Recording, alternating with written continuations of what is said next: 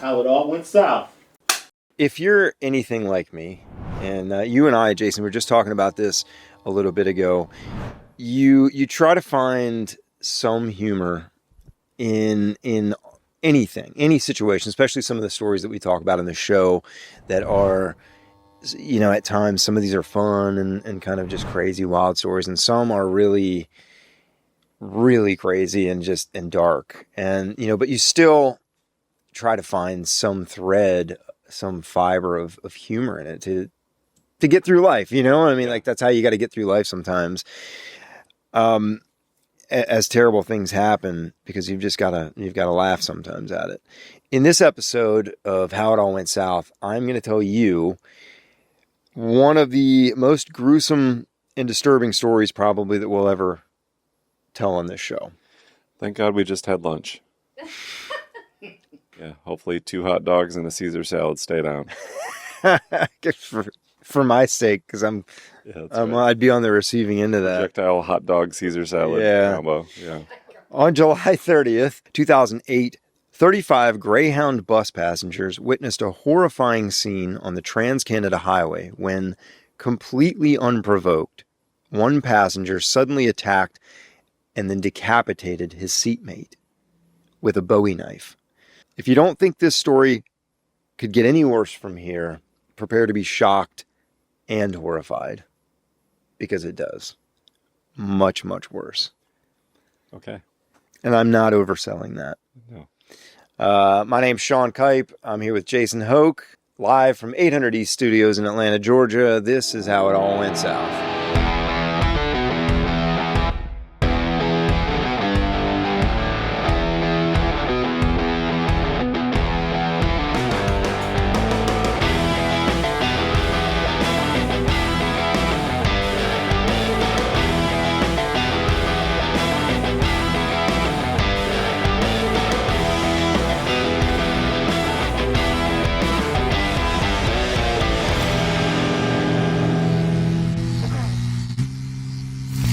Have you ever taken a Greyhound bus? No, I've never taken a Greyhound bus, but I used to take, it was a Van Gelder brand bus from Madison back home to my hometown when I was in college to see my girlfriend who was still in high school. I had just started college and we were 1 year apart. So instead of hanging out in college, I used to go back and forth every weekend. That's what I did. It was no big deal. It's kind of awesome, actually. Cradle robber.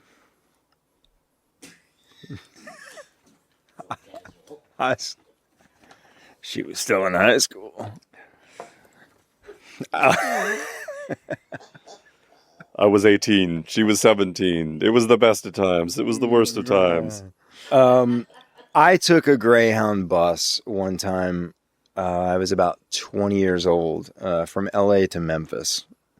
Oh, wow. Yeah, it's a long haul. And I got, to me, there's like an adventure about that, because it's not something that I didn't, everybody's flown on a plane, and I love traveling, but there's something different about taking a bus like that. You see the land, it's one of the things I always loved about touring and playing music, being on a tour bus. You just see things in a different way as opposed to an airplane. But if you ever take a Greyhound, if you ever do, I just recommend get your seat towards the front.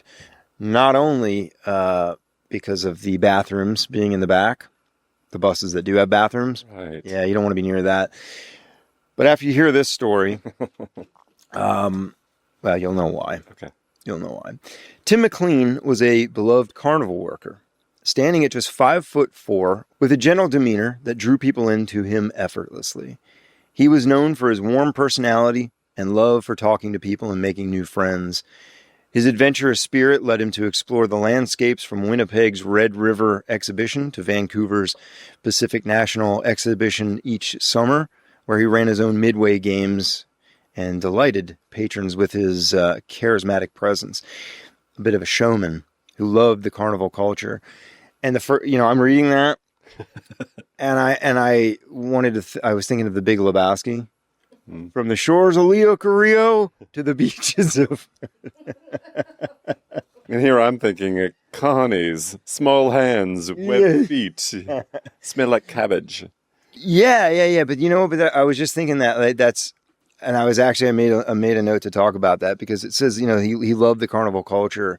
Most people think of, and probably for good reason, you think of like carnies. I'm from a small town. Mm-hmm. You are relatively small town, We right? had the Rock County Fair. Yeah. In our hometown. Like you would just drive across town and there it was. Yeah. Yeah. Yeah. And when I was a kid going to the carnival, I loved, like, you didn't see it that way. You just see the colors and the lights and the rides and all that. But as you get older, you go to the carnival and you start going like, well, who are these people that travel, all over and are just sort of nomads? And, it is a different lifestyle. It really is. But I think when you're young, Tim McLean was 22 years old. And I think it was just like this adventurous thing for him. Like, I'm not tied down. I can, you know what I mean? And I think that's cool. So when I talk about the fact that he loved the carnival culture, I just wanted to preface that a little bit. Like he wasn't, there's a picture of Tim, just like an average dude, young, excited to be out on his own on the road. And I would expect to see him at the carnival. Like that, seeing that photo, like, yeah, that's Tim. He works at the carnival. Yeah. Meeting all these, new people. It's cool. His life was marked by a deep connection to the outdoors and a passion for travel, as I mentioned, often choosing Greyhound buses for his journeys because it was cheap, of course, but there also was some adventure in it. His address was constantly in flux because he was always on the go.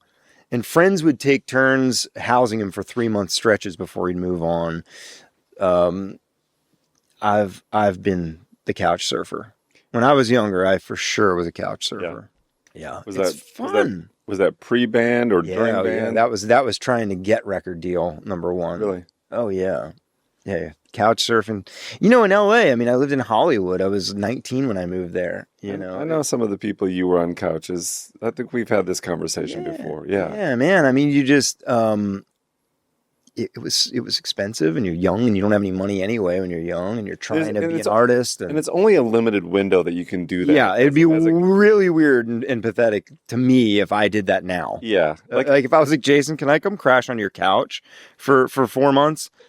At this stage in life, I would have done something wrong in life. But at 20 years old, it was like, that was part of the party, man. That was the zone. It was like 20 to maybe 22 or 23. And then you start to figure out your way. Yeah. It's kind of like, that you meet someone, you're kind of ready to go. You've kind of found your way. But there is a zone where it takes you a while. It's really hard to hold a steady relationship down if you invite your girlfriend over to let's watch a movie on the couch and go to bed.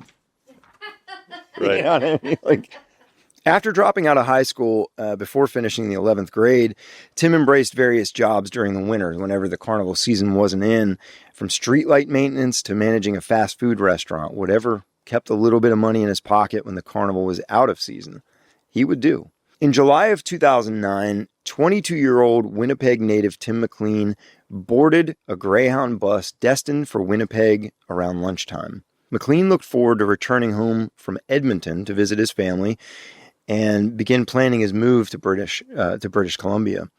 He'd taken a job with the Red River Exhibition to work the Western Canada Carnival. The Western Canada Carnival circuit. That's tough. That's I'm not going to make fun of you for that one because I would have screwed it up too. Yeah, the Western Canada Carnival circuit. Working in the Klondike days in Edmonton. The carnival's next stop was scheduled for Regina, Saskatchewan, but McLean decided to go home after 7 weeks on the tour instead and spend some time with family. Friends offered to buy him a plane ticket, but he declined. As I said, the adventure of being a young kid and wanting to take a Greyhound. McLean sat by the window in the back. Shortly before 6 p.m., the bus made a stop in Erickson, Manitoba, where a Chinese immigrant named Vince Weigong Li boarded, taking a seat near the front. At the next stop in the town of Brandon, Li stepped off the bus to have a smoke with a young woman before returning, only to move to the back where McLean was seated. Li stored his bags overhead, never saying a word, and sat down. At 7:30 p.m., as the Legend of Zorro played on the seat monitors, the bus departed Brandon. McLean texted his father, making arrangements for him to stay at his house for the night. And sometime before 8 p.m., McLean was texting back and forth with Alexandra Story, his ex-girlfriend, and saying he wanted to visit with her and her daughter April when in town. He couldn't chat with her for long because his phone was dying. He'd charge it when he arrived in Portage la Prairie. No big deal. After signing off, he put his headphones on and went to sleep, completely unaware of the tragic events that were about to unfold. I'll tell you about it when we come back. We're talking about 22-year-old Tim McLean, and he's traveling, as we talked about, a carnival worker.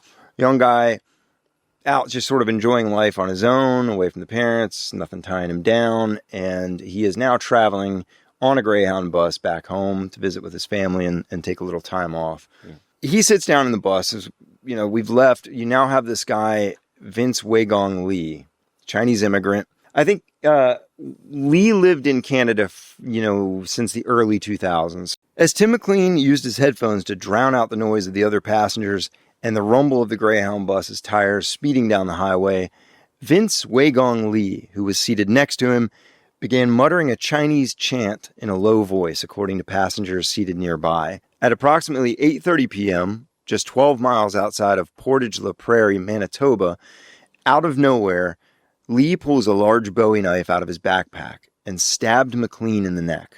A blood-curdling scream escaped from McLean, attempting to fight back, but failing to keep Lee from continuing to stab him repeatedly. Panicked, the other passengers ran to the front of the bus, screaming for the driver to stop. Down the aisle behind them, Lee brought McLean to the floor and continued his attack, repeatedly stabbing him. The bus driver slammed on the brakes, frantically ushering everyone off the bus. The passengers convened on the side of the road, trying to make sense of what was happening, hiding the shocking and gruesome scene from the eyes of the children present. You know what a Bowie knife is, right? Mm-hmm. There's a lot of people out there that maybe aren't familiar with what exactly a Bowie knife is. I'm going to put a picture up of Rambo. Not to be funny at all, because that is such a good example of, that's what I think of when I think of a big Bowie hunting knife. It's the first thing I thought of too. It's the first thing, because it's synonymous with that, if you grew up, at least when we did. But that knife is so, it's huge. It's like a 10-inch blade.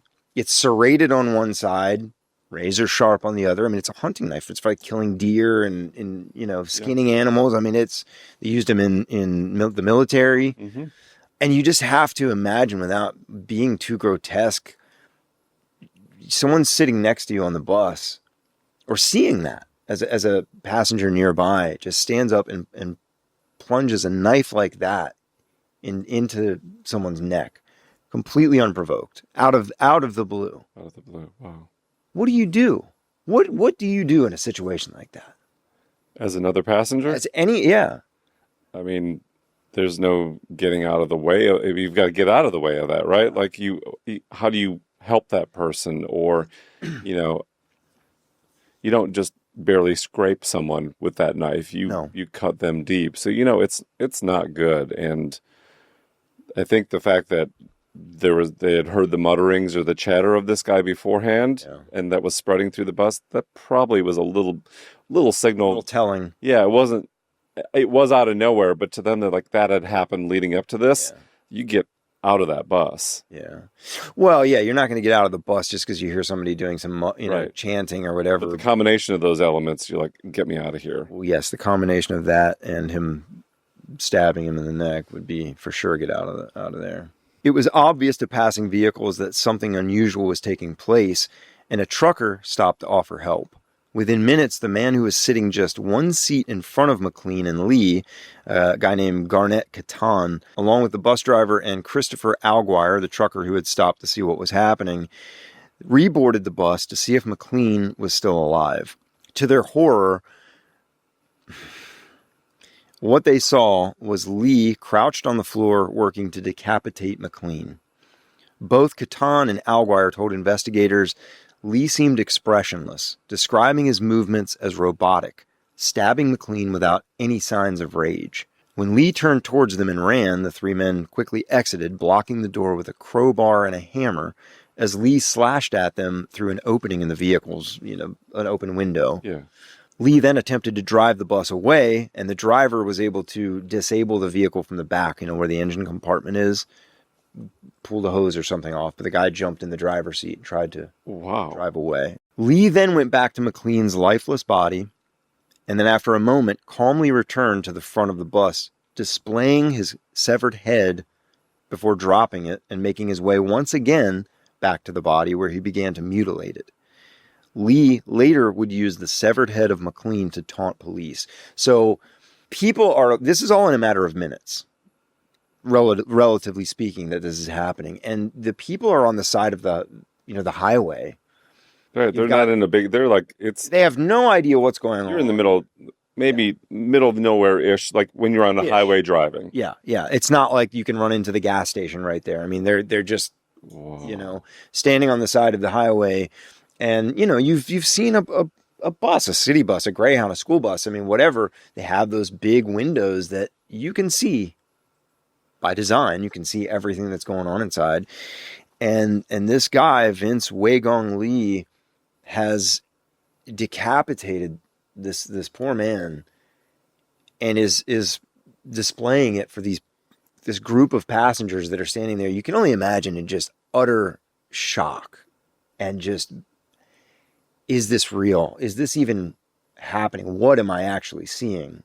Because that would be so, for the average human mind, so difficult to take in that, am I really even seeing this? It's like life goes by you in slow motion, and it feels like you've looked at this awful thing that you're not supposed to see in person. Yeah. You're not supposed to see ever, and it feels like you're looking at it. I'm sure I've been for an hour when it could just be seconds or just be minutes. Yeah. Wow. Yeah. While waiting for police, Lee proceeded to cut open McLean's chest, took out his heart, lungs, liver, and intestines, stringing them throughout the bus, continuing to taunt the passengers outside who looked on in absolute horror and disbelief. As I said, Lee paced up and down the aisle with McLean's head in the air. At one point, it was as if he was performing for the bystanders, these passengers standing out there. I mean, it's... So he's emotionless when he's doing this, but he's got this kind of taunting nature to him in front of these devastated people that he's never met before. That is so wild. And is it bipolar, or is it like, what's going on with him? Like, I don't understand what snaps in that case. It continues to get worse, Jason. Sadly. Lee devours both of McLean's eyes and 1/3 of his heart, smelling his organs, holding them up and smelling them, and licking the victim's blood from his fingers. I mean, this is all... None of this is made up. None of this is unfortunately fabricated. Yeah, like the worst horror movie wouldn't do this. No, it's too far. And even talking about this is, and putting this together, which we'll get into why I even wanted to do this story in the first place. It's not to be gory, because it's as I said in the beginning, like, there's things you want to find humor in any situation that you can, and sometimes even that won't do. Like, there's just not a place for it. This is one of those experiences. Royal Canadian Mounted Police, or the RCMP, wouldn't arrive on the scene until around 9 p.m. They'd requested special negotiators and a heavily armed tactical unit. For hours, police made no attempt to board the bus or prevent Lee from continuing to defile McLean's body with the Bowie knife and a pair of scissors, because obviously you have no idea. I mean, what do? You don't just charge in. You have no idea what this guy could have a bomb on him. At this point, you have no idea what's going on. Right. So they say, unfortunately, you have this entire tactical squad and police and these poor people, these passengers on the bus that are standing there, and it's like a train wreck. That I'm kind of surprised they didn't try to just start firing at them. I mean, I know it's a crime scene and all that, and maybe it's difficult because it's a bus, and can you do it from the outside, or do you go inside? But you kind of this he's done the bad thing. I mean, right? Yeah, a little surprised. Well, it took him a little while. I think though too that he was on the bus, that he was locked in the bus. He couldn't go anywhere. He was contained, and for the most part, and the victim's already dead. So I think at this point it was like, we want to get this guy, and make him pay for this. Yeah. But also, it's Canada. Like, if this was in like LA or Chicago or something like that, I feel like a sniper would have just... That's kind of what I was saying. I guess I did For sure, but I think it's Canada is a little different. Maybe I don't. Maybe some people can chime in on the reality of that, because in America, you. Oh, geez. Police radio transmissions that night capture officers detailing Lee's movements, referring to him as Badger, and those tapes were leaked somehow to the media. In the tapes, officers can be heard stating that, quote, Lee is hacking off pieces and eating it. Meanwhile, waiting for McLean to arrive at the Winnipeg bus station, his closest friend, Derek Caron, was anticipating a 9:45 arrival. He hung around patiently as Greyhound officials told him the bus was delayed, but as the hours passed, they never explained why. I can understand that. What do you say? He left only when the station closed, the terminal closed at 1 a.m. On July 31st, at 1:38 a.m., Lee jumped out of a window at the rear of the bus, where the police grabbed him and hit him with a taser 2 times, handcuffed him, and placed him in the back of a police cruiser. In his right front pants pocket, authorities found a white plastic bag with McLean's severed ear, nose, and mouth inside. They took Lee immediately to the hospital because he'd injured himself somehow, whether it was escaping or attacking McLean. In his pocket, in his pants, had a white plastic bag with pieces of this guy's face in it. I have to say, can you imagine the psychological damage for the officer who searches and pulls? I mean, any of the people involved in this, the passengers, the police, it's terrible. You have to be the guy that's got to detain this guy, and you've got to put the handcuffs on him. And you know what I can't mean? kill him. You can't kill him, and I guarantee the most despicable of criminals and murderers still have to go stand up to justice and go, and that's really hard. Yeah, I can imagine in this kind of situation how difficult that had to be. But I mean, just, being the officer who's got to search him, pat him down, and you find this, I mean, that has to be something that would live with you forever. We'll find out what happened to Lee when we come back, and it's going to surprise you. We'll be back. All right, man, we're back. Sitting here talking about, again, one of probably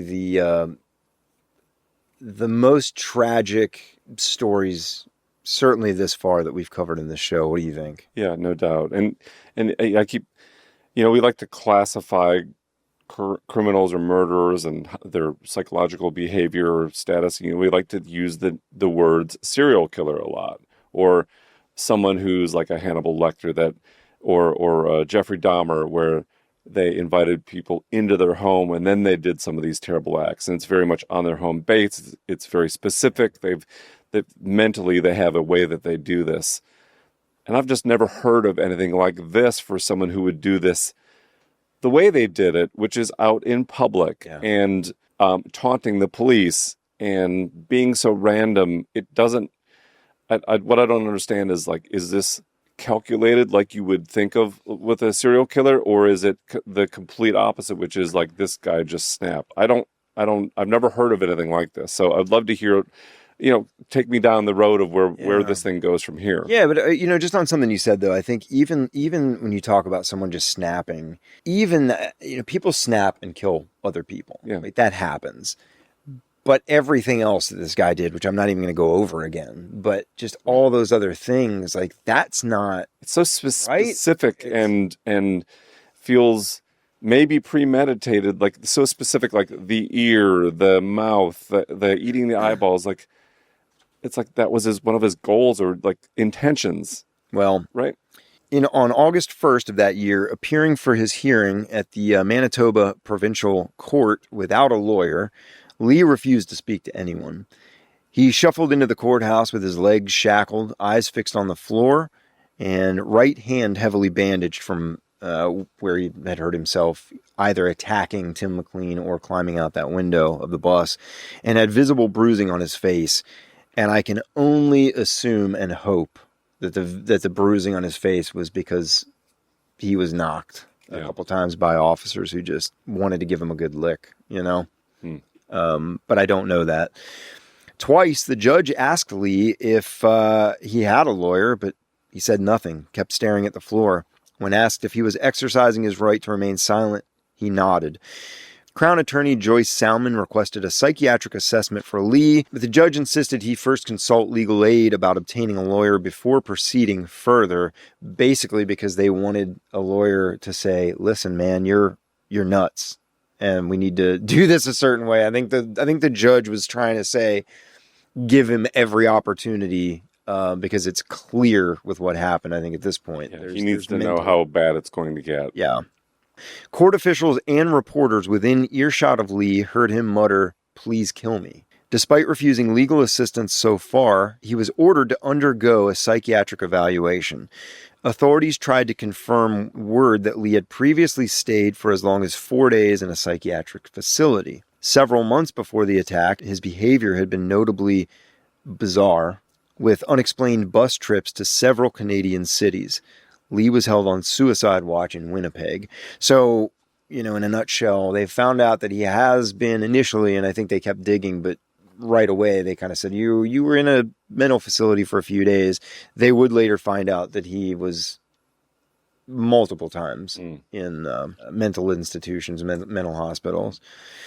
The media, of course, as they always do, ran wild with the story. Headlines about a flesh-eating madman graced the cover of newspapers and news stations. Even advertisers got in on the action, with PETA running an ad for animal cruelty using details from McLean's horrific murder to sell their point. And I want you to take a look at that. You've got it on the tablet. We'll put it on the screen. Okay. But I want you just to read that top main bold font there. Manitoba. An innocent young victim's throat is cut. His struggles and cries are ignored. The man with the knife shows no emotion. The victim is slaughtered and his head cut off. His flesh is eaten. It's still going on. Well done, PETA. It's like written like a sonnet. Yeah, it's just and this is pretty much immediately after, because it was such in the news that everyone in Canada, at this point, and probably further than that, knew what this was referring to, but they're saying don't eat animals, but... Can I read you more of this? Did you read... I didn't, yeah. Nonviolence can begin at breakfast with what we eat. For our free vegetarian starter kit, visit goveg.com. And then it goes deeper. If this ad leaves a bad taste in your mouth, please give a thought to what sensitive animals think and feel when they come to the end of their frightening journey and see, hear, and smell the slaughterhouse. Try switching to a healthy vegetarian diet and save lives every day, including your own. Just for the record. Yeah. You didn't know that stuff at the bottom, or maybe you didn't remember it. I don't know. I mean, I didn't read that. That's tough. That's the worst version of a bad tweet. When when they do the RIP of an actor, and then they a fast food brand puts a funny joke, and it's like, yeah, that didn't land. Yeah, that's like a full pager, right? Right. Yeah, that's a whole thing. And I didn't read the bottom part of that because I was just so turned off by the main part of it. It's terrible. Greyhound themselves also quickly pulled an entire ad campaign intended to capture the relaxing upside of bus travel, whose tagline was, "There's a reason you've never heard of bus rage." Yeah, the relaxing Greyhound travel experience. But yeah, I mean, that was a whole nationwide campaign of theirs. It had been running at the time. It had running at the time, and apparently I think it had just recently, they had recently launched that, as a play on road rage, of course. Yeah. But they pulled that. Man. Yeah.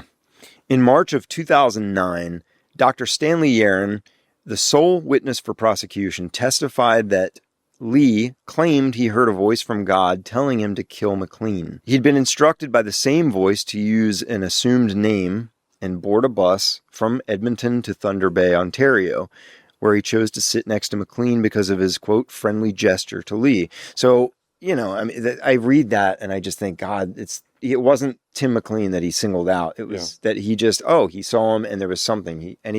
Sit next to me. And that's, this guy was killed because he was friendly in some respects. Right. You can say that, which is, it's just not the way it's supposed to work. The voice told Lee that McLean was a force of evil. Acting in self-defense out of fear for his own life, Lee attacked the sleeping McLean. In a state of psychosis, Lee believed McLean could resurrect himself, which gave Lee cause to further mutilate McLean's body and scatter his organs around the bus. At the time of the trial, Dr. Yaron stated Lee remained psychotic, continuing to suffer from hallucinations and hearing voices, despite being heavily medicated on antipsychotics. The doctor went on to emphasize that Lee did not understand he was killing an innocent person or that his actions were wrong. Therefore, he was eventually found not criminally responsible for the crime. Dr. Yaron also stated that it would be, and this did not land well with a lot of people, including the family, this next line that I'm going to read you. Dr. Yaron stated that it would be in some sense easier if Mr. Lee was an antisocial psychopath with a history of malicious behavior. But he isn't that. He is, as I've come to know him, a decent person. He is as much a victim of this horrendous illness as Mr. McLean was a victim. And I get what he's saying. Just don't say it out loud. But you don't say that in court when the family of this victim, especially in this, the way that this played out and the gruesome nature of his death, that is, you want to make that a part of your official statement or report, your findings. That's one thing, but to say that in court, I was just like, that did not land. A voice from God. It was revealed around the time of the trial that Lee had been diagnosed with schizophrenia in March of 2005. When he, I was going to say, you said bipolar disorder. I was like, it's a little more than that. Yeah, we're in full schizophrenia mode. In 2005, when he abruptly left his home under command of a voice telling him to go buy land in Thompson, Manitoba, despite being penniless. He would be legally detained shortly after in a mental facility where he apparently escaped from after 10 days. And the records they weren't even sure how long he was there. Lee himself said, it was like 10 days in, I escaped. And they were like, we don't really know what happened there. Wow. After the trial, he was placed in a mental hospital where he received daily medication and treatment. In May of 2012, Lee's first public statement was given during an interview with the Schizophrenia Society of Canada, which is apparently a thing. In it, he shared that he bought the knife to protect himself, quote, from the aliens. Transcripts for the interview quote Lee saying, "The voice told me that I was the third story of the Bible and that I was the second coming of Jesus. I was to save people from a space alien attack. I was really scared. I remember cutting off his head. I believed he was an alien. The voices told me to kill him and that he would kill me or others. I do not believe this now."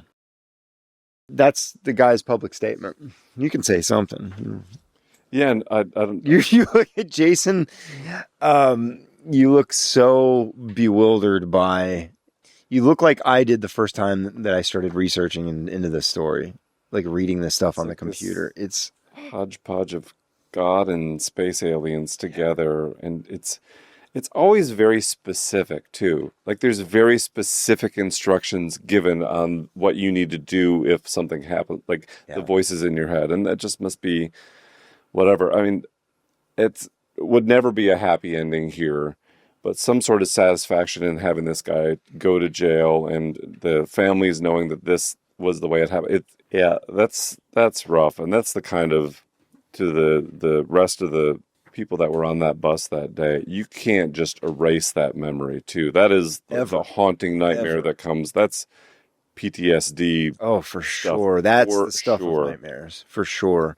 In February 2017, the Manitoba Review Board ordered Lee's discharge without monitoring, concluding that Lee did not pose a significant threat. Just a year before, the board had allowed Lee to live in his own apartment in Winnipeg, but was still subjected to someone coming by and making sure he's taking his medication. which now they no longer were requiring. He was just, cut loose. Response to Lee's release was varied, with many critical, of course, of the Canadian medical system and witnesses speaking out against the ruling. Lee is currently a free man. That, to me, is the most... I don't even want to say it. It is bizarre. It's bizarre to say that out loud after everything that we've just heard in the last. And he wasn't away for that long. Like when you think of just a couple years. When you think of Hinckley, right? Yeah. Like he was away for a long time. Some of that, of course, is political pressure and the people that obviously, like, he tried to kill Reagan and everything, and so that is a perceived bigger deal. But I don't think, what was it, like 5 or 7 years he was kind of in the hospital. Like it's not that long a time. No. How do you go completely rehabilitated from what you did, what happened? And again, and you're right. And that was a big thing too, because there were a lot of lawsuits, as you can imagine. People that were on the bus were suing Greyhound. They were suing, Canada and different cities. I mean, really just saying that you guys did not take appropriate measures to keep us safe on a bus, and just all kinds of things. People are suing Lee. But I think that, that the whole story to me is about, in the big picture, is about mental illness. Yeah. And I don't know what it's like in Canada. I don't think they have as big of a problem there as what we have in the States, because it's especially over the last couple of years, the pandemic and all these things. Something like this can happen. And there were signs. This guy had been in and out of treatment, left a facility, and they didn't even know that he left a facility after 10 days. Maybe it was overcrowded. I mean, it's just like, how did the system somehow failed this guy? And I'm not going to call him a victim, and I'm meaning Lee. Yeah. I'm not going to call him a victim, but somehow they failed him. And I think they failed him by letting him out, to be free after this happened. Because what if he does it again? If he decides to stop taking his medication, how do you want that on your hands? Yeah. And I think your mind races when you think of a person like this and what he was capable of doing in the back of a Greyhound bus, and the fact that he took Tim's life, and it was awful. But think about this. He could have picked something else, much more public, much more open, had many more victims. Maybe it's not a knife. Maybe it's, think about a bomb or think about bell tower. The acts that he did to this one person. He could have done to many, many, many. It could have been on television. It could have been part of a live event. That's where your mind races when you think of someone whose switch is flipped immediately and they turn into this monster. It ended really bad, but you could think of other scenarios pretty quickly of where he could have done this on a much more grand stage. And, it sounds like a terrible Hollywood horror movie, but just think about that for a second. I'd prefer not to. Yeah. I told you this was probably the most, the darkest and most gruesome, unfortunate story so far on the show. Do you agree? Do you agree? Yeah, not to shed too much light on it, but just to decapitate someone with a knife it's personal, and it's just not easy. Like, you need the knife that he used. You need like an aggression and an emotion to be able to pull that off. Like that is a distinct. Yeah, well, and they say, people say stabbing someone is just, and I'm talking in general, like stabbing someone is a very personal way to kill them, because you feel. So we actually covered that in our podcast 3, where some CIA agents they get training because they need to, or FBI, where like that active stabbing through flesh is a difficult one for people, and it's not a natural motion or emotion or thing that you do. So to go and do it so aggressively like this is just, it's beyond. Yeah. Well, that Greyhound trip that I took, when I was maybe 19 or 20 years old, something like that, had this story happened before and I knew about it, I would not have, just based off that. I'm not saying don't go get on a Greyhound or a bus or whatever, but that for me, it's just one of those things. It's like, it puts in your mind that, you're really in this box, kind of like being on a plane. Yeah. I mean, and that's happened so much more now with people opening the doors mid-flight and all this crazy shit that happens. And you're just like, you realize, just like when you drive on the highway, you put your life in so many other people's hands every single day. Just get in the back of an Uber.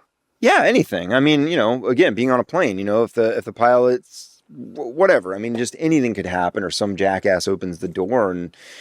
Well, listen, we talked about early. Remember stranger danger and don't get into the white van? Yeah. Now we get into white vans every day, and they just happen to be called Ubers. And we don't know these people. So sure, they've been verified, but like you just don't know what other people are going through. You don't know who they are.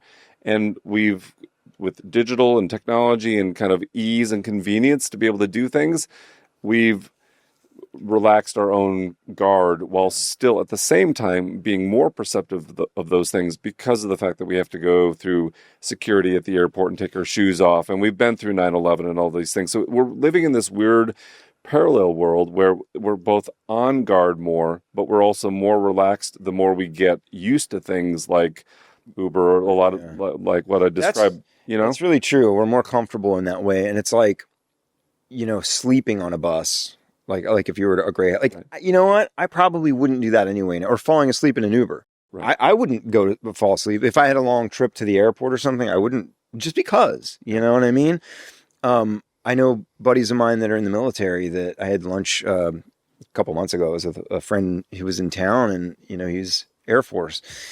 And we sat down and he was like, do you mind if I sit there so I can see the door? Really? Yeah. And I mean, it's, he's been out of the military for years now, but it was just that, you know what I mean? I'm not trained that way to think like that. And so getting in an Uber or a bus or whatever, you don't think about, but when you're in the presence of someone who's like, I'm checking the exits and taking a scan around of who's in the restaurant I'm eating at every day, Yeah.